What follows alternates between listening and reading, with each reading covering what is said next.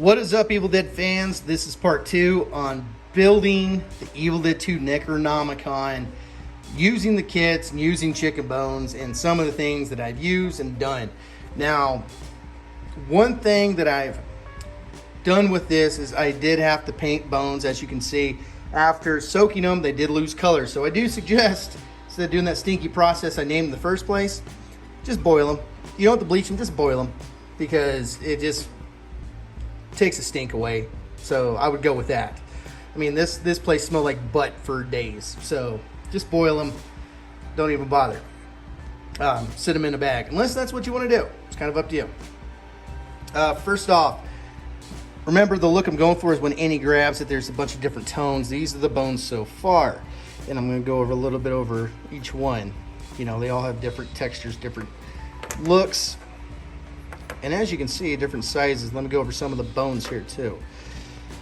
These two are drumsticks. That's a drumstick. This is from a wing.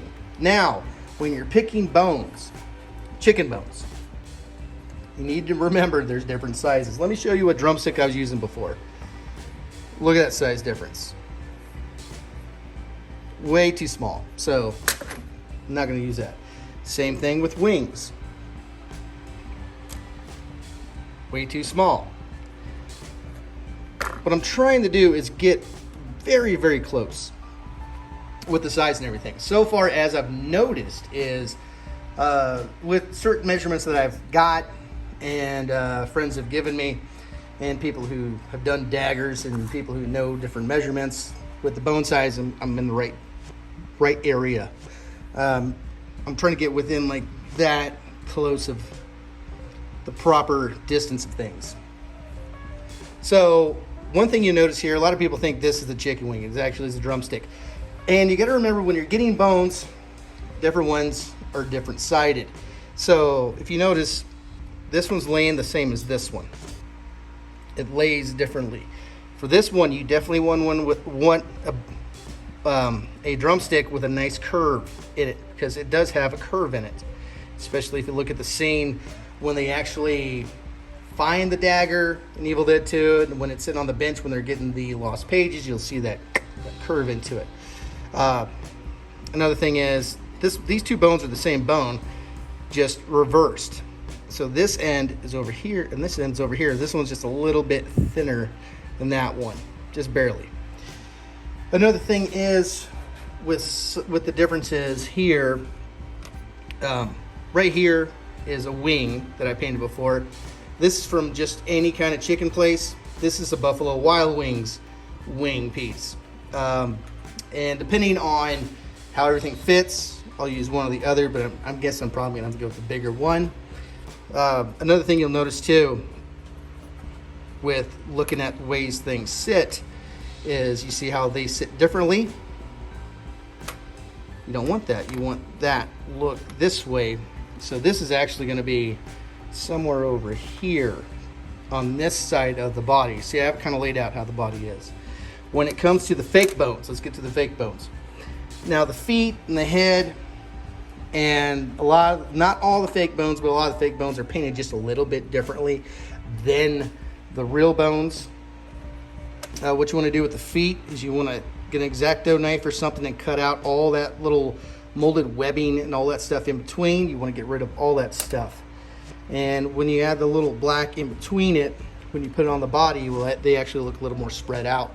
Same thing with the hands. I haven't painted those up yet. And of course, they might be touched up at some point, these feet. And I've done the skull. Of course, it's just a general thing. And I'll go over the paint here in just a second. So you want to use those bones. And like I said, I'm doing Evil Dead 2. So all these spines have to go. Because in Evil Dead 2, they didn't use those. They had this, but not the spines here on these sides. Evil Dead 1, they had a few of them, but they didn't have all of them. So on the scene when you see it on the floor with, good grief, I can't think today, can I? What's his nuts girlfriend chewed her hand off. You can see it on that shot. Sorry, it's been a long day. I should know this, but hey, I digress.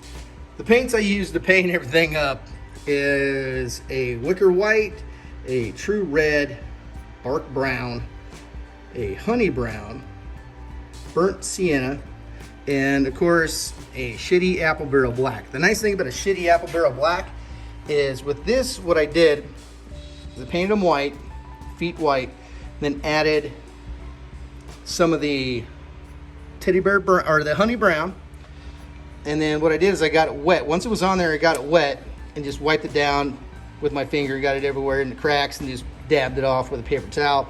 Did the same thing with the black, and that's the effect you get right there. You get the proper look. So you can see some of that brown in there and the whites and everything. You want to try to get as many seams, get rid of as many seams as you possibly can, so you can see, kind of see one here. Same thing with that foot. Did the same thing with the skull. When it comes to the bones, I used all those different paints. I usually start with a white. You may say bleaching them.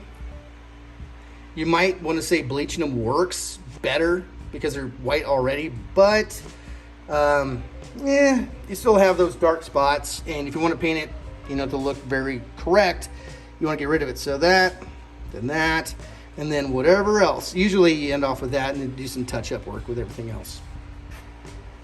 All right, let's go to the fake bones.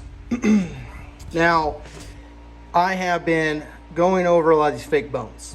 You're going to use all of them, almost all of them. I know I'm going to use all these so far. Maybe not that real bone, but you're going to have to do some modifications to the bones.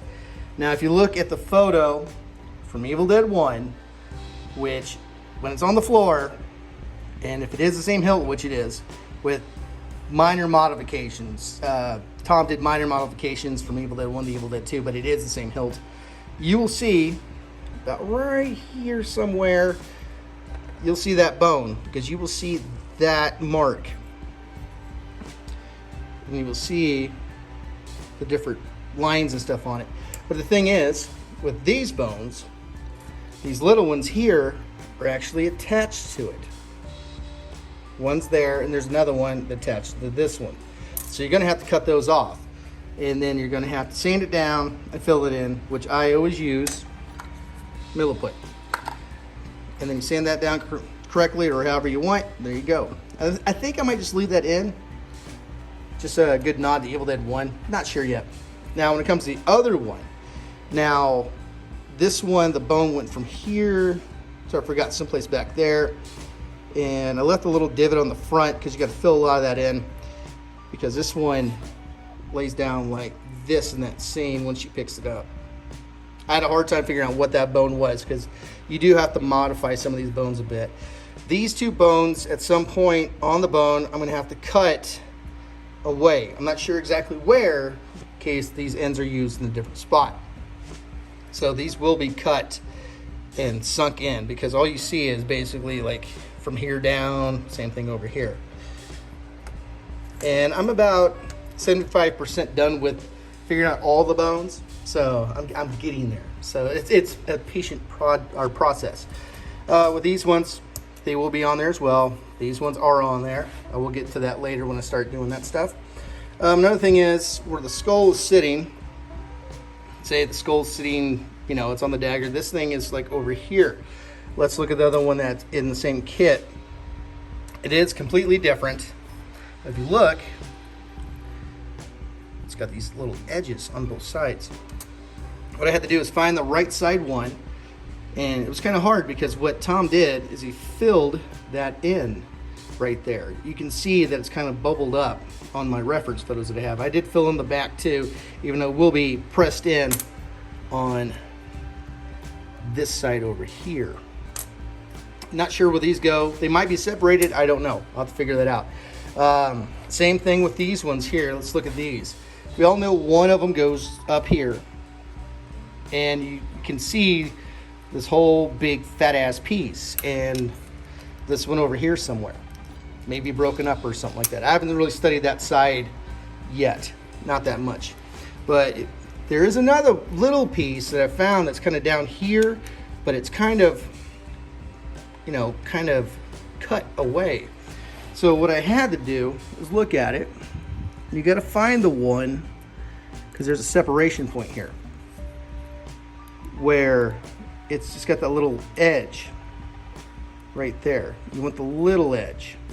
Is it the right one or not? I can't. I'm looking through my phone. Anyways, because you're basically gonna have to kind of split this in a quarter way, and then make that kind of oval cut, because it goes up here somewhere, while the other side turned, that's sunken in. So this side will be gone, this bottom side right here, while this whole bottom side here will still be there, so it can actually poke out just a little bit. I'm not sure which one it was. Oh, okay, it was this one, because that one's a little more prominent. You can see right there how it's thicker on this side versus this side. So this one's actually going to be cut, split all the way around from here, and then kind of cut this way, and then put in. That cut piece is going to be put down here while the other side's flipped. And that cut side's going to be unseen on this side, while that bottom bone part will actually be poking out. So if you have one of the kits, you cannot just stick it on there. You have to do quite a bit of work modifying things like that. Yeah, it's been driving me nuts. I have been going over all the bones. There is a bunch more chicken bones I still have to add. And trust me, you're gonna have to eat a lot of damn chicken. And you don't want to handle somebody else's chicken they've eaten, because that's kind of gross. I mean, really, look at this. Oh no, wrong box. There's a couple pieces in there, just tossed in there. But you want the right side drumsticks.